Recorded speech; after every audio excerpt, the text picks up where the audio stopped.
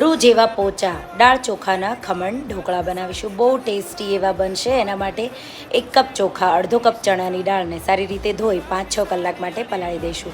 પલળી જાય એટલે સાથે આપણે અડધો કપ જેટલા પૌવાને પણ ધોઈને 10 મિનિટ જેવા પલાળીશું. પછી દાળ, ચોખા, દહીં અને પૌવા બધું મિક્સ કરી આવું બેટર વાટી લઈશું. સ્મૂધ એવું વાટવાનું છે. ફેટી ઢાંકી 10 કલાક માટે આથોવા દઈશું. 10 કલાક પછી પાછું એકવાર મિક્સ કરી દઈશું આથો આવી જાય એટલે. હવે એમાં આદુ, મરચાં, તેલ, થોડી શુગર, મીઠું, ચપટી જેટલી હળદર ઉમેરી મિક્સ કરીશું.